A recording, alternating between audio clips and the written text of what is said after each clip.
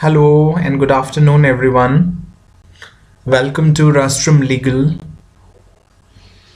I'm sorry for all the classes I have missed last week because I was, you know, suffering from fever and a lot of throat pain, a severe throat pain.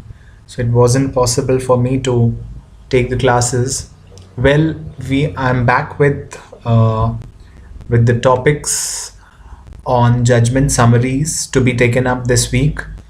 And today I'm starting with this case, Satbir Singh and another versus the state of Haryana. And good afternoon, everyone. Good afternoon.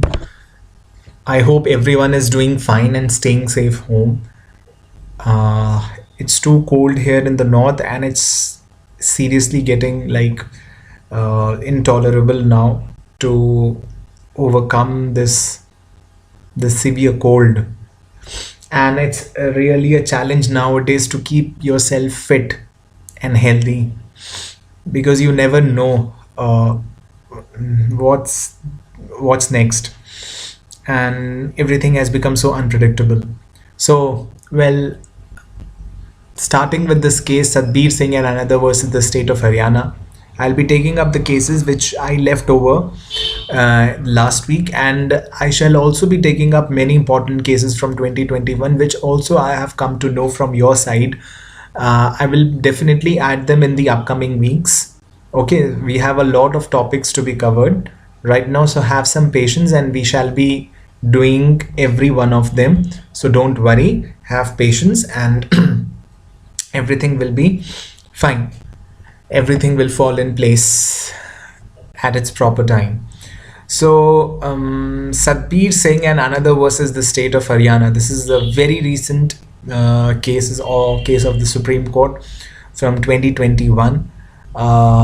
You can see who was on the bench, who were on the bench, and you can also read the date of judgment. I hope my audio is also clear, and you can also read the PDF doc easily. Okay, so before I begin with the facts of the case and the issues involved and the judgment of the court, let us first discuss, have you ever you must have read about dowry death in section 304B of Indian Penal Code and also section 306 of the IPC. Okay, you must have read the law of evidence also, and in law of evidence there are some presumptions. Okay, so we shall be dealing with three important sections here: section 304B and section 306 of the IPC and section 113A of the Indian Evidence Act. It is a criminal case, and in a criminal case, I believe that many of you would be dreaming of becoming a well-known criminal lawyer of your country. So it is very, I must say, the criminal law practice has a glamour of its own, and it has a luster of its own. So no doubt about it. And if you wish to become a criminal lawyer, or even if you wish to become a judge, you have to be very witty while reading the judgments, while reading the facts of the case, because everything is hidden inside the facts of the case. I was told when I went for a moot court competition, I was told that you have to read the criminal law problem 100 times at least, because every time you are going to read, you are going to find something new. So it's all about the facts. Okay, read the facts of the case very carefully. So let us first discuss what is there under section 304B of IPC. What is section 304B of IPC?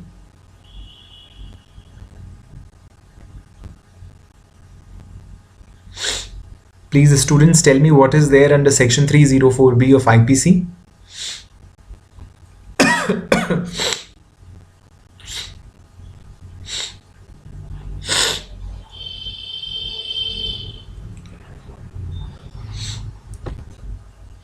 what is there under section 304B of IPC? It is dowry death. Okay, dowry death is that when a woman dies within 7 years of her marriage, okay, after being subjected to harassment and cruelty. Okay, yes, it's dowry death. After being subjected to utter harassment and cruelty because of demand for dowry from her husband or relatives of her husband or both. Okay, and if she dies within 7 years of her marriage owing to this cruelty because of the demand for dowry, then this constitutes dowry death. Okay. Okay. So you have to be very clear that every death within 7 years of marriage is not dowry death. Every death is not dowry death. Okay, dowry death, a death within 7 years of marriage becomes a dowry death only when it happens within 7 years of the marriage. Then secondly, it was because of the cruelty and harassment by her husband or other matrimonial relations. Then such cruelty or harassment was because of the demand for dowry. Okay, then she died because of the harassment and torture which was given by the husband or other matrimonial relations. Okay, and there should be very good Chitralekha Bhagwati, very good, very nice point. And there was an immediate latest harassment for dowry from husband or family or her husband. Okay, so yes, unnatural death probably also that can be also taken. So Chitralekha is very making very good point that it has to be an immediate harassment. Okay, you know, it's very important for the prosecution to prove that the death happened within 7 years of marriage. That's not a difficult thing to prove. Second, that the cruelty and harassment was there from the side of the husband or her matrimonial relations, other matrimonial relations. Third, that such cruelty or harassment was so immediate and so latest that she died because of that cruelty or harassment. Fourth, that such cruelty or harassment was because for the demand for dowry.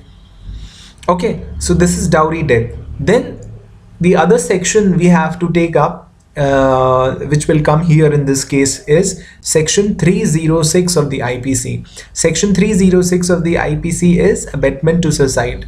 That if anyone commits a suicide and is there, there is a thing to prove that the person was abetted. Okay, so it's section 306. Section 306 is simple, that say it's a abetment to suicide. Okay, section 306 of the IPC is involved in this case. Section 304B of the IPC is also involved in this case. And when we read section 304B, we also have to read and take into account or reckon with section 113A of the Indian Evidence Act. Okay, so Indian Evidence Act, okay, has to be taken into account because there are certain presumptions. Okay, one of the important presumptions relevant to this case is 113A, section 113A of the Indian Evidence Act. Okay, presumption as to abetment of suicide by a married woman. Okay, so whenever there is a case of section 304B, section 113A of the Indian Evidence Act would automatically be looped in. Okay, in this case, see, now I'm reading section 113A of the Indian Evidence Act. If you have the bare text of these laws, please, since I share the documents with you, okay, since I share the documents with you beforehand, and you come to know of the kind of case we are going to discuss in the class, you should at least keep yourself bare texts of the concerned law handy, so they should be always handy. Okay, now I'm reading this presumption as to abetment of suicide by a married woman. When the question is whether the commission of suicide by a woman had been abetted by her husband or any relative of her husband, and it is shown that she had committed suicide within a period of 7 years from the date of her marriage, and that her husband or such relative of her husband had subjected her to cruelty, the court may presume, having regard to all the other circumstances of the case, that such suicide has been abetted by her husband or by such relative of her husband. Okay, so this is a very dangerous presumption, rather, that whenever a woman commits suicide in order to escape the everyday torture and cruelty, and it is shown that she had committed suicide within a period of 7 years from the date of her marriage, and that her husband or such relative of her husband had subjected her to cruelty, the court may presume, having regard to all the other circumstances of the case, that such suicide had been abetted by her husband or by such relative of her husband. Okay, right. Now you must have understood the crux of the section, that there is a presumption. This presumption is taken by the court every time it has to deal with any such case where a woman has committed suicide within 7 years of her marriage in order to escape the everyday torture and cruelty by her husband or his relatives. Okay, in order for the demand for dowry, okay, in relation to the demand for dowry, then in that case section 113A, the Indian Evidence Act, allows the court to take a presumption against the husband and the relative of the husband who are accused in the case, that such suicide has been abetted by such husband or such relatives of such husband. Okay, yes. Jazbat is asking, what about 7 years? 7 years is there, it's there. I'm reading if you read the bare text, it's mentioned there, has committed suicide within a period of 7 years from the date of her marriage. Okay, 7 years from the date of her marriage. The condition of 7 years is equally important. Okay, by a married woman. Okay,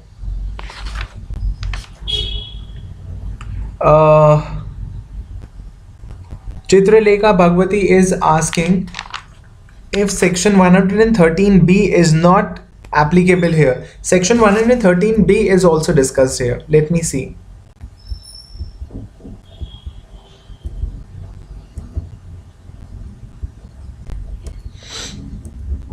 Yes, section 113B, yes, Chitralekha, it's there. Section 113B is also there, but section 113A is also important because it prescribes the condition for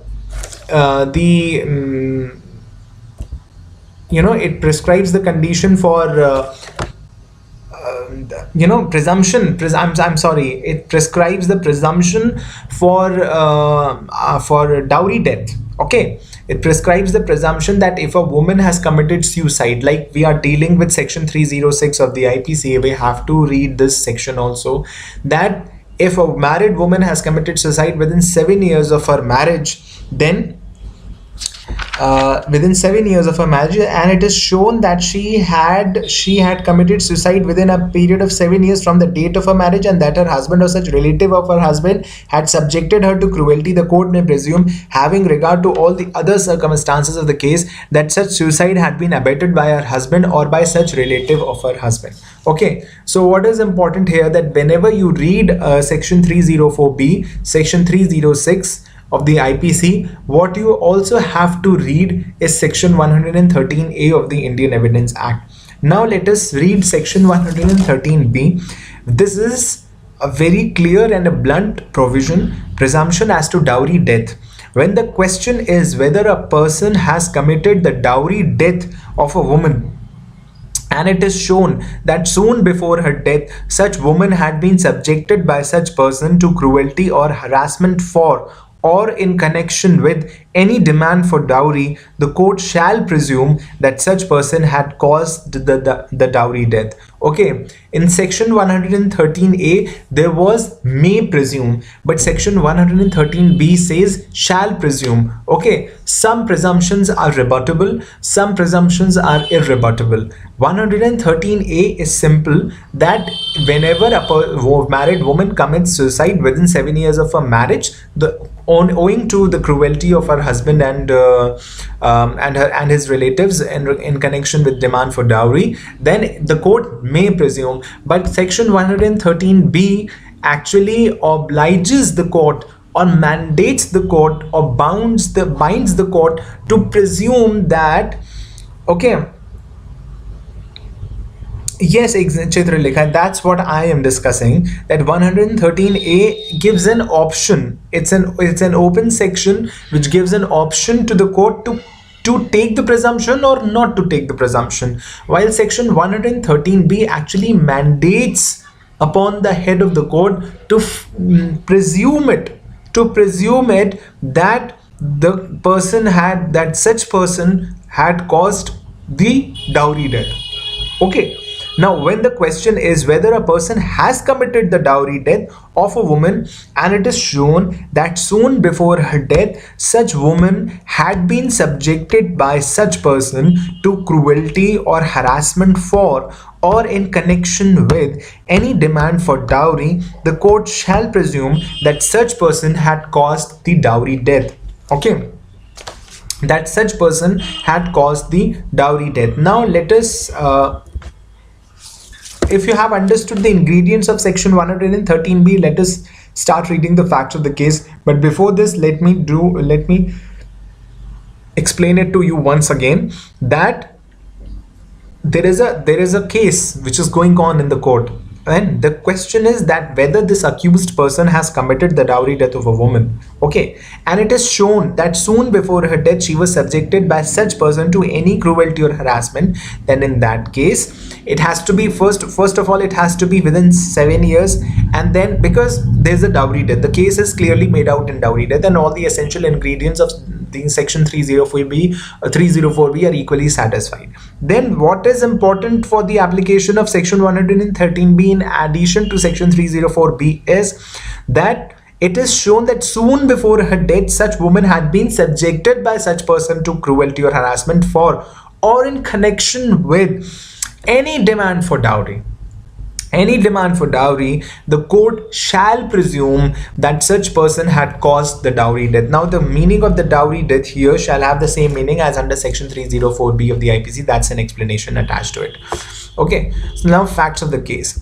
The present petitions are based on the impugned judgment dated 6th November 2008 given by the High Court of Punjab and Haryana in Chandigarh in a criminal appeal, in which the High Court refused the appellant's appeals and upheld the trial court's decision of conviction and sentence on 11th December 1999. The prosecution claims that the deceased and accused, appellant number 1, married on July 1, 1994. I'm sorry. The prosecution claims that the deceased and accused, appellant number 1, married on July 1, 1994. So what happened up till now, that there was a case, the trial court convicted the accused. Okay, the trial court convicted the accused.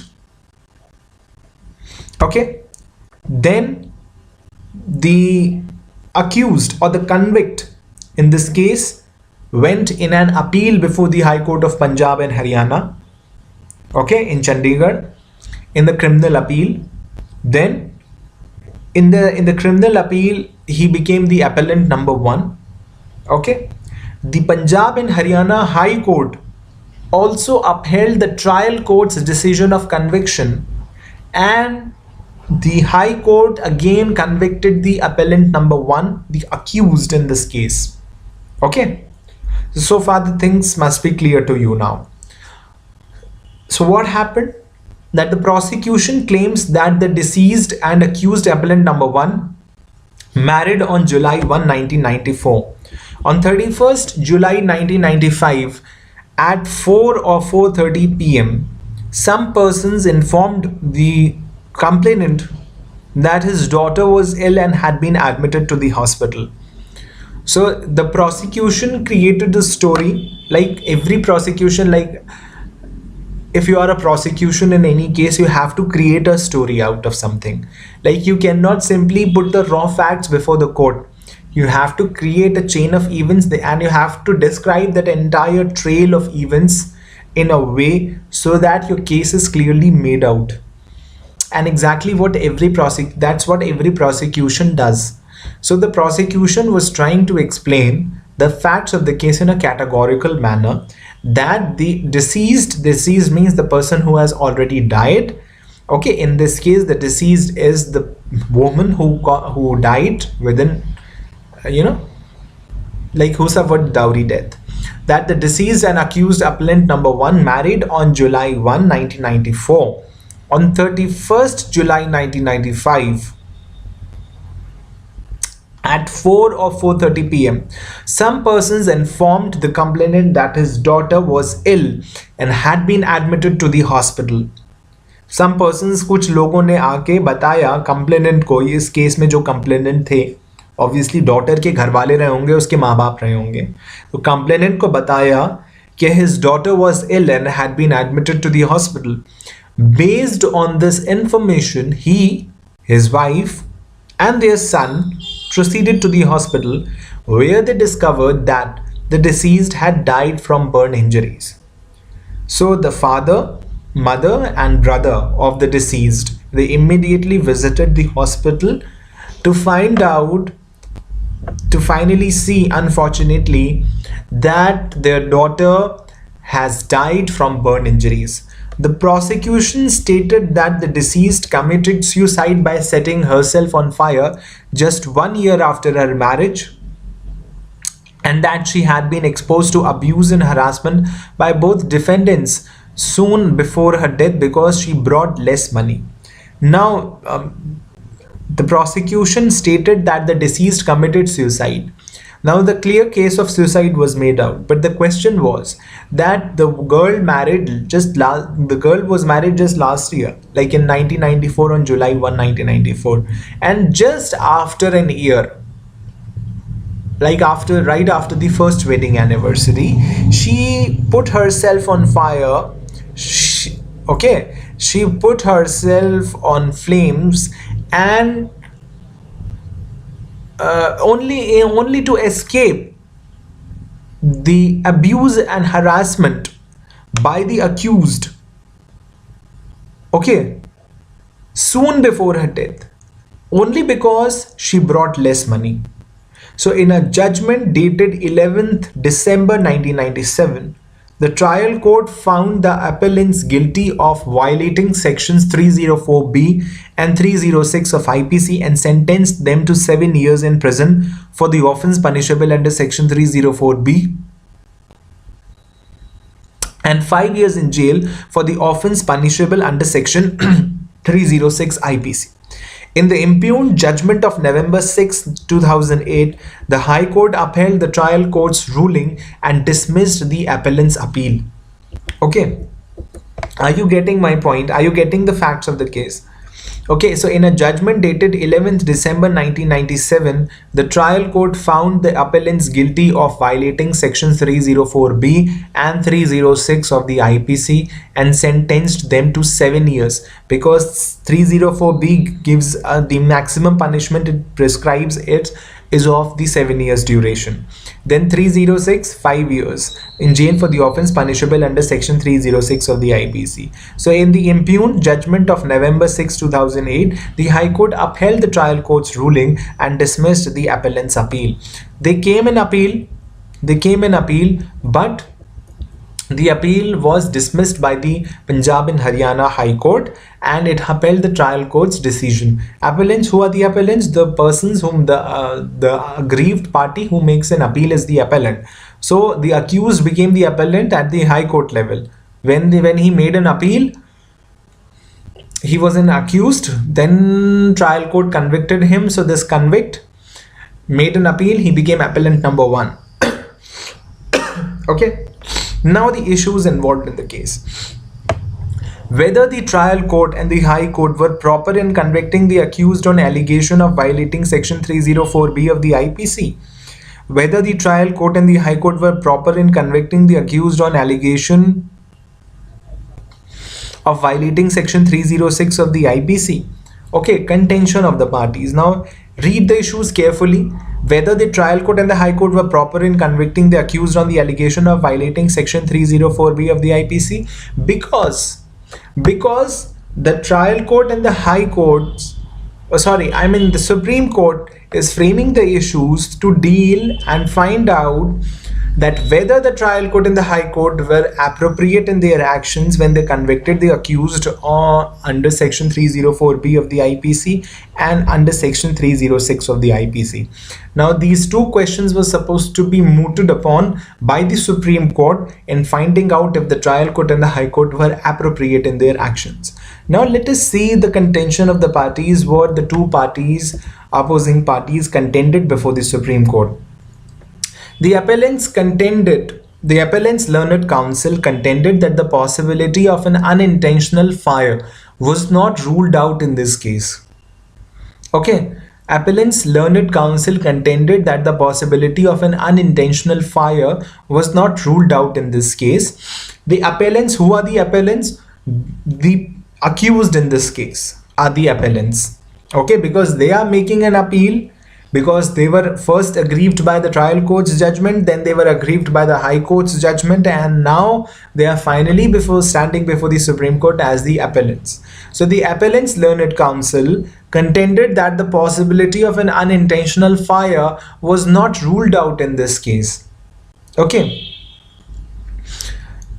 He contended, like the lawyer of the appellants contended, that there must be we admit that there was a fire and she died out of her burnt injuries, but it's not necessary that the fire was, it's not necessary, and it's not like it's not mandatory that we have to presume that if there's a married woman and she's dying due to fire, then the fire must be intentional. It must be unintentional fire. It was not ruled out in this case. So we can't keep this possibility on the shelf that there could be an unintentional fire. Furthermore, and perhaps most importantly, the prosecution failed to prove the existence of a dowry demand. The prosecution failed to prove the existence of a dowry demand. Finally, the prosecution has failed to demonstrate that the demand, if it existed, was made shortly before the victim's death. Okay. Finally, the prosecution has failed to demonstrate that the demand, if it existed, was made shortly before the victim's death. It's like it is very necessary to prove every fact. Like you have, see what happens in criminal law, that you have a section, substantive criminal law, you have a section. There are some ingredients of the section. In every section, if you are from the prosecution side, what you have to do is that you have to frame and take one fact, put it into one of the ingredients of the section. Take another fact, put it into another ingredient of the section. Make sure that all your facts are properly juxtaposed in the ingredients of the section. Once they get juxtaposed, it's very easy for the prosecution to get the accused convicted, because once you prove that there is an existence of all the necessary ingredients and features of the section with the facts of the case, and they correspond exactly with the facts of the case, it's very easy for the prosecution to get the accused convicted. And as a defense counsel, what you are supposed to do is simply that you have to create a gap between the ingredients of the section and also and the facts of the case. You have to prove that there is nothing that corresponds between the facts of the case and the ingredients of the section, or the requirements of the section, requisites of the section. So it is very necessary that every ingredient has to be proved. Every ingredient of the impugned section has to be proved beyond reasonable doubt. Okay. There are some golden rules in criminal law that a person has to be presumed innocent until proven guilty by court of law. Okay, we have to prove that, we have to make sure that every allegation that the prosecution is making against the accused has to be proved beyond the shadow of doubt, beyond reasonable doubt. You have to prove it beyond reasonable doubt. You cannot simply this one comment. Yes, Chitralekha, that's what I'm saying, that every fact must be proved beyond reasonable doubt.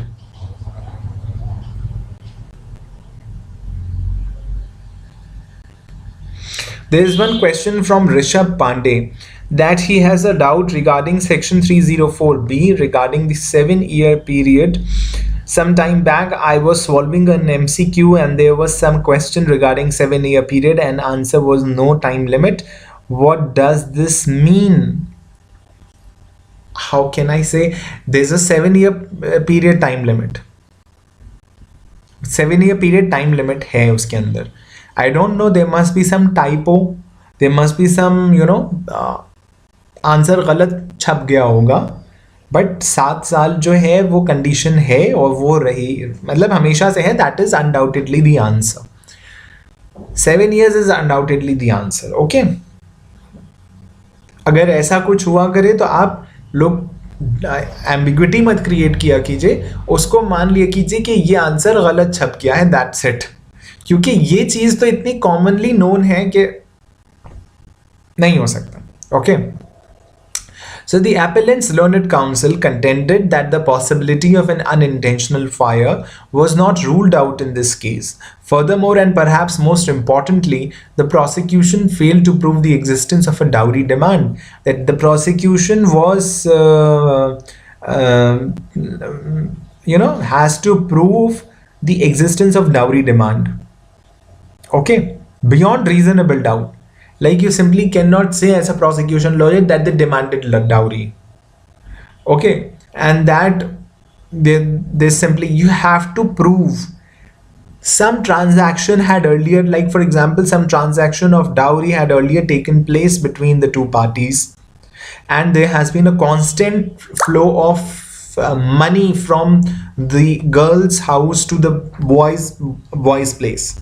Okay, now these kinds of things can be shown to prove that there is a consistent demand for dowry. Okay, finally the prosecution has failed to demonstrate that the demand, if it existed, was made shortly before the victim's death.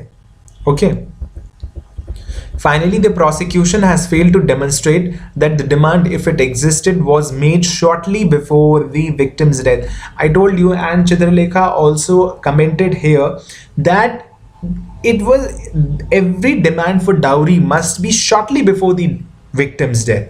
You cannot say that the demand was made 2 years back or 1 year back, okay, or 6 months earlier. Not even 6 months earlier, not even 2 days earlier. It was shortly before the victim's death. Like, there is a demand, owing to that demand, owing to that frustration of not getting proper money, the husband or his relatives are subjecting the girl to utter cruelty and harassment, and she suddenly dies out of that injuries. Okay, so this should be the circumstance that the demand for dowry has to be made shortly before the victim's death. This is one of the requisites of section 304B of the IPC. We cannot simply say that the demand was made 2 years back, or when we got married, my husband demanded dowry. You cannot say this. You cannot say this.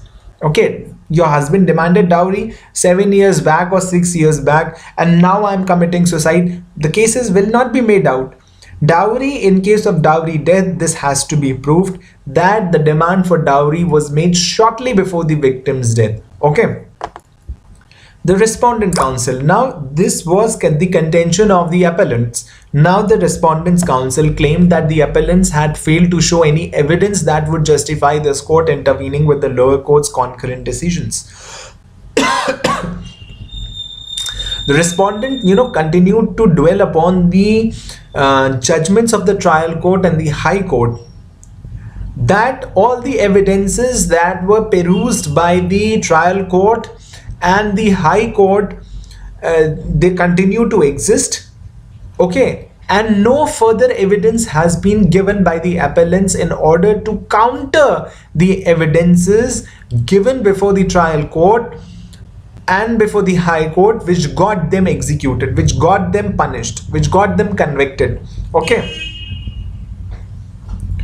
Okay, so the Respondent Counsel claimed that the appellants had failed to show any evidence that would justify this court intervening with the lower court's concurrent decision.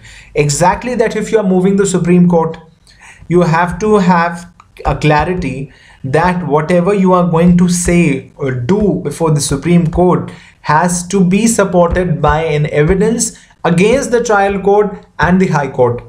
Okay, so the lower court's concurrent decisions can be challenged only when you have a stronger evidence to show that the decisions of the lower courts, like the trial court and the high courts, were not in consonance with the evidences available. So the Respondent Counsel claimed that the appellants had failed to show any evidence that would justify this court intervening with the lower court's concurrent decisions.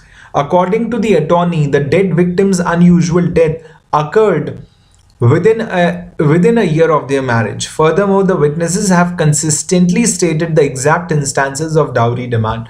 All the evidences that were produced by the prosecution, they continued to state the exact instances of dowry demand without any change, without any lacuna. As it is, they were, उनको जो बयान किया जा रहा था बार बार court के सामने, वो exact instances बयान किए जा रहे थे. Unusual death occurred within a year of their marriage, and it was so unusual that she got married in 1994, and then in July 1994, and in July 1995 she died. So this is something which is very intriguing and very suspicious. You can't be so sure that the girl who is dying within a year of her marriage can simply die of an unfortunate accident. This is something which is creating a suspicion, and this suspicion has to be investigated and needs to be looked upon, which was already done by the trial court and the high court, and all the decisions, all the evidences were there, and no further evidence has been brought by the appellants in this case to counter the reasoning given by the trial court and the high court.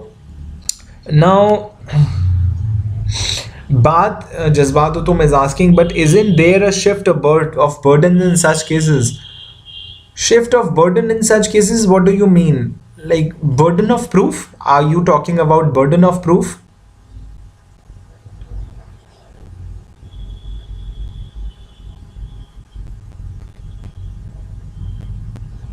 Are you talking about the burden of proof?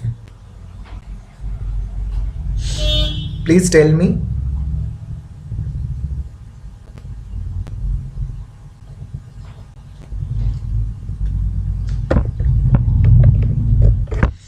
See, burden of proof,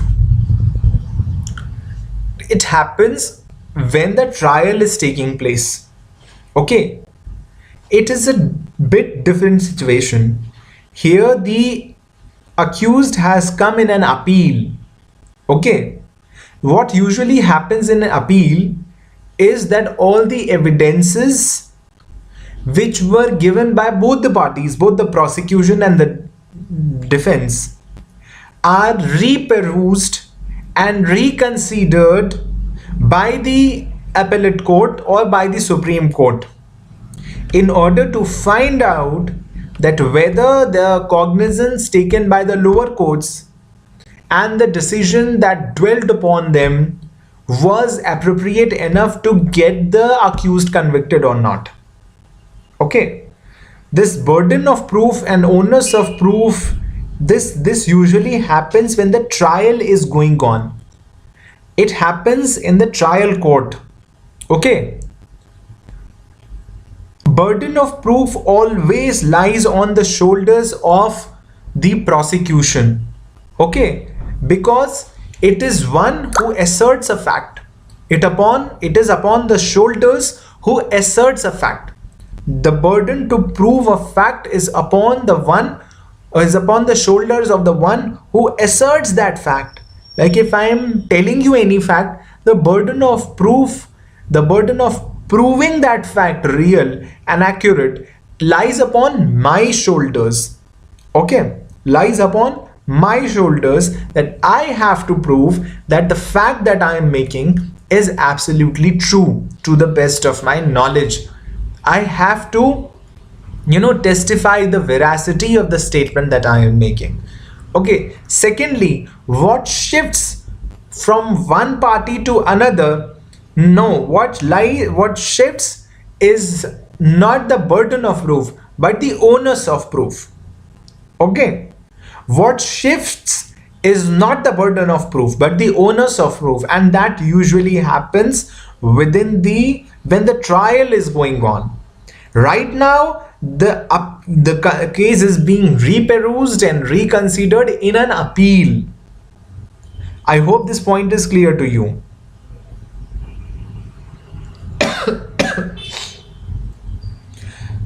And what you are trying to ask, tell me, that the burden has to shift from whom to whom? Tell me.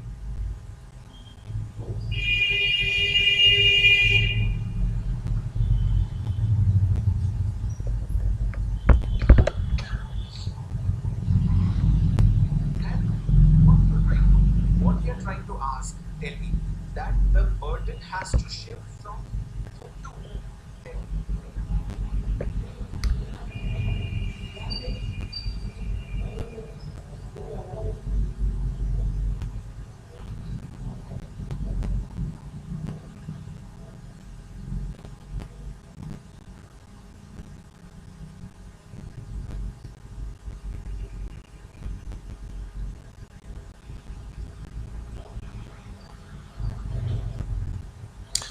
Chitralekha has commented, I think she is asking why the accused parents are proving the instances for dowry demand and why the defendant husband is not rubbed with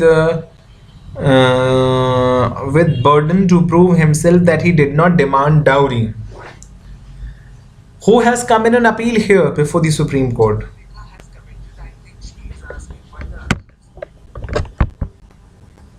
Who has come in an appeal? The accused or the parents of the deceased? You have to be clear here.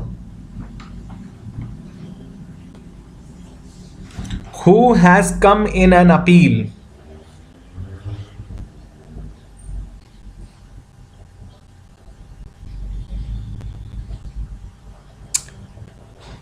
I'm simply asking.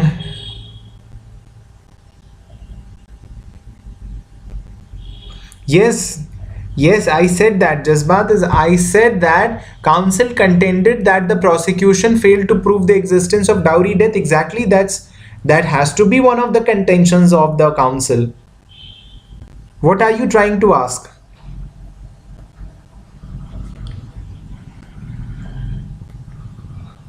Every defense counsel would definitely say this, that the prosecution has failed to prove.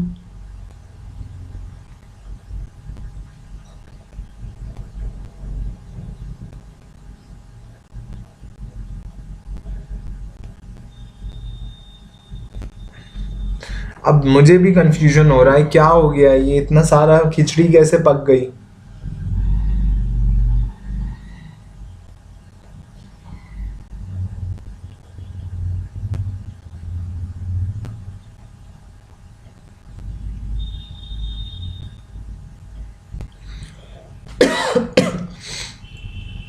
But isn't the burden to prove that there was no dowry death on appellant?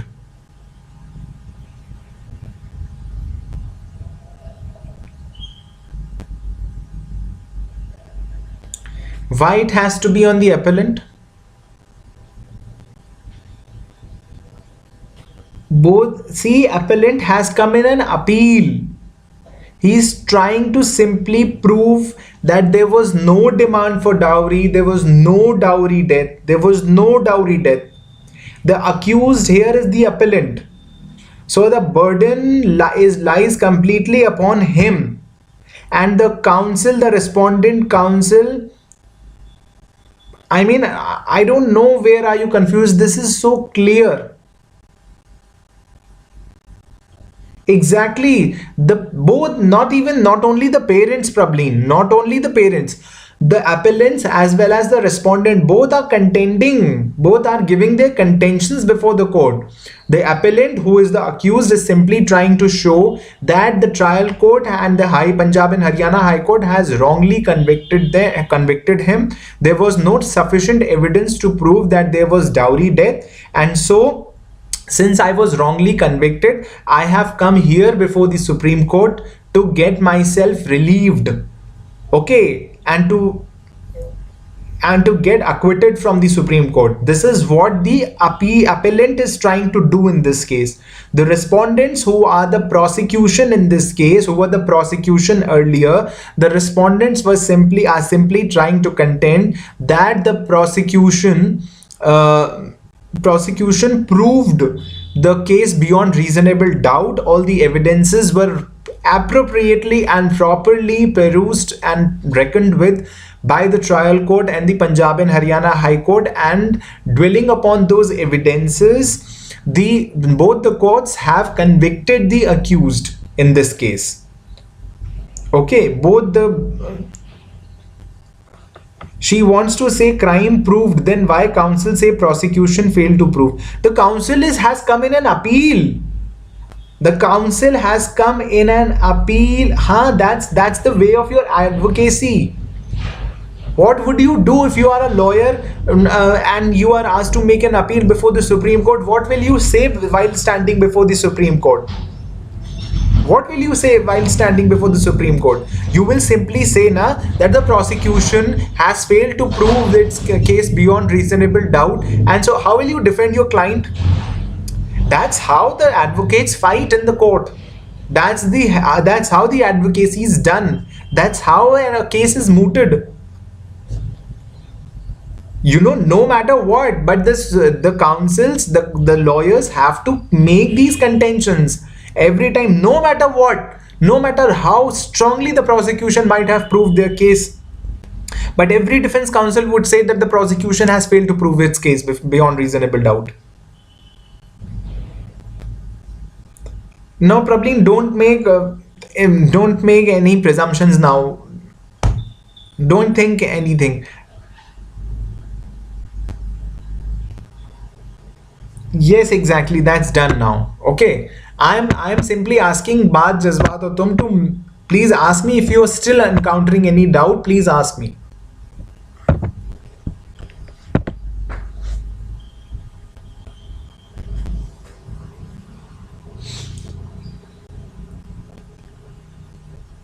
My only question was, who has burden of proof in such cases? Burden of proof lies upon the person who asserts a case. Who has come in an appeal here? The accused, the defense. Okay. Now they are trying to prove that they have not committed this crime. There was no dowry death. Simple. खत्म हो गई बात यहाँ पे. Okay. Exactly. However, burden will be always on the shoulders of the prosecution. But since here the appeal has been made by the defense, so right now in this case, for the time being, the burden will lie upon the shoulders of the defense. That means the appellants. Okay. Okay, now the judgment of the court. The trial court and the high court concluded that the aforementioned witnesses' statements were corroborative and consistent after a comprehensive review. They found the witnesses credible and determined, based on their testimony, that the deceased was exposed to cruelty right before her death because she did not bring enough dowry. The findings of the trial court and the high court are totally consistent with that of the Supreme Court. Okay. Issue 1.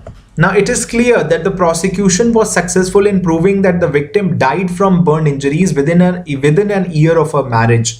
It has also been established that she was subjected to harassment and cruelty as a result of dowry demands shortly before her death. The presumption under Section 113B of the Evidence Act works against the appellants, who are presumed to have committed the act as specified in Section 304B of the IPC, because the components of Section 304B of the IPC were met. The defendants in this case failed to offer any evidence to prove that the death was unrelated to them or was the result of an accident. So the Supreme Court very rightly and very clearly stated in its judgment that it is a case of dowry death, because all the presumptions and all the requirements of components of Section 304B of the IPC were properly met. Okay. And also when we are juxtaposing the facts of the case with the components of Section 304B, read with Section 113B of the Evidence Act, this is simply working against the appellants, because the appellants have failed to prove that the victim died from burn, that the victim's death was not related to them at all. Okay.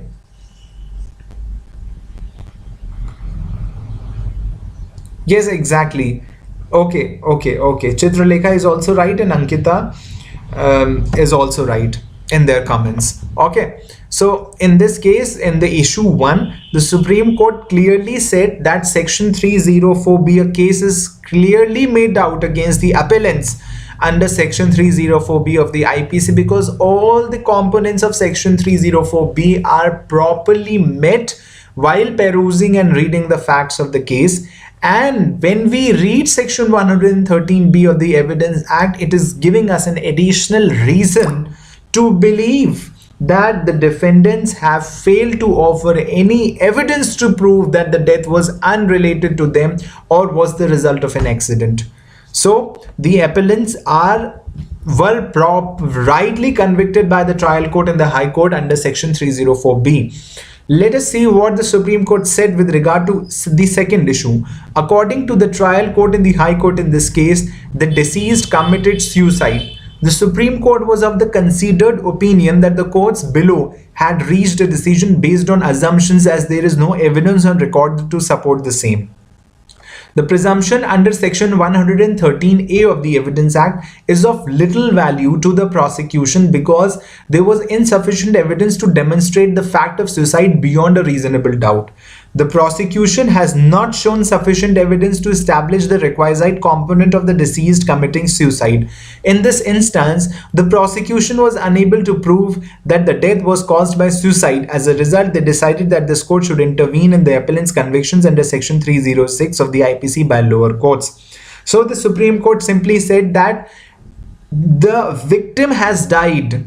The woman had died within 7 years of her marriage, and a case was clearly made out under Section 304B of the IPC. But there was no sufficient evidence to show that the victim has committed suicide. So you cannot simply say that the case is also made out under Section 306 of the IPC, because that is abetment to suicide. Okay. She has died, whether it was a suicide or not, that is a question which is not supported by sufficient evidence. Okay, so the deceased committed suicide. It is the trial court and the high court, both the courts have simply dwelt upon a presumption under Section 113A of the Evidence Act, which is a rebuttable presumption, which was an optional presumption, which was not even mandating the two courts to actually dwell upon this presumption, but still they did, and the prosecution was has failed to prove this was a suicide. So it's not appropriate to go into and also to go into this issue, and also to frame this the accused or the appellants under section 306 of the IPC, because the case is clearly made out under section 304B of the IPC. Okay, that's it. So the Supreme Court simply said that a clear a case is simply made out under section 304B of the IPC,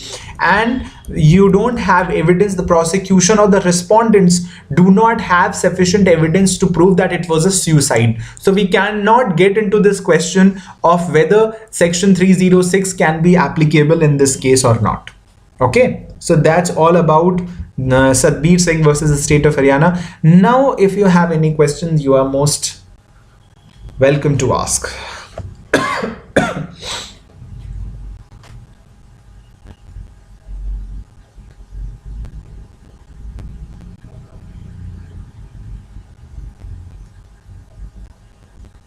Satbir Singh versus the state of Haryana.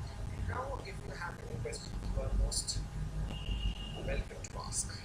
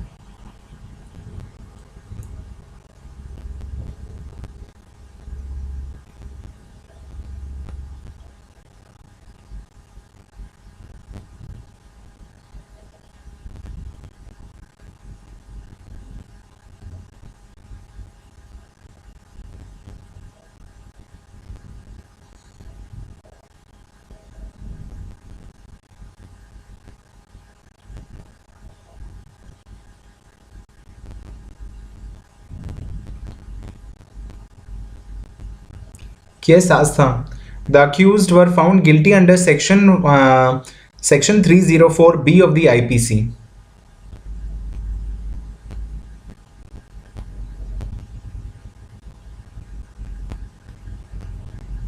Yes, Ankita.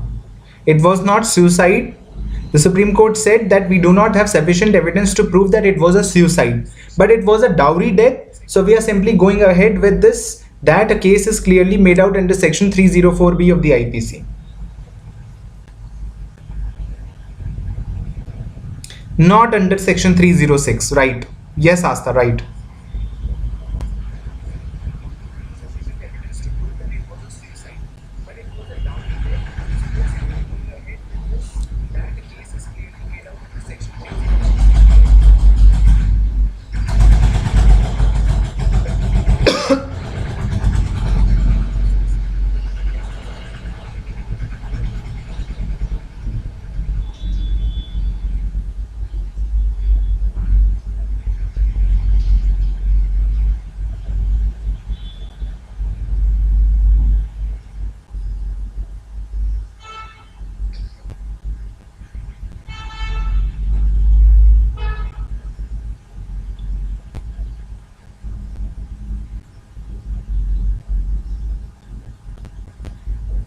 Don't go into how much years of imprisonment was given. Supreme Court simply, that's not important in any case. Okay. Supreme Court simply found the appellants guilty under section 304B of the IPC. See, sentencing is a different issue altogether. It has so many complicated, so many nitties and gritties are involved in the sentencing process. A different debate starts on the quantum of punishment, and a different date is set for the arguments for discussing the quantum of punishments. So let us not discuss the quantum of punishment. Let us first find out that if they were convicted under section 304B of the IPC or not, and the answer is yes. Simple.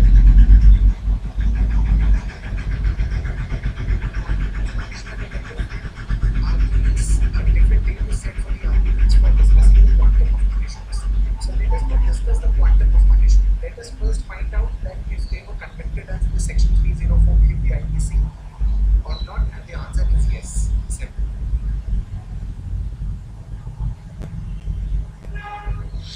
Any other question?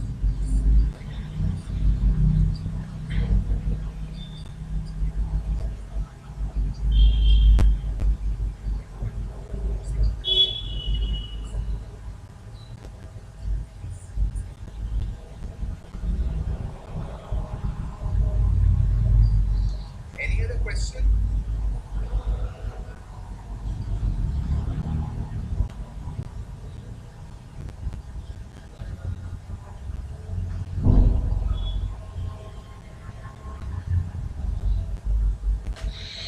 Sure, Ankita. The lecture is over now. Thank you so much. Paul, I'm signing off. Hope to see you tomorrow, inshallah. Till then, bye bye. Good luck.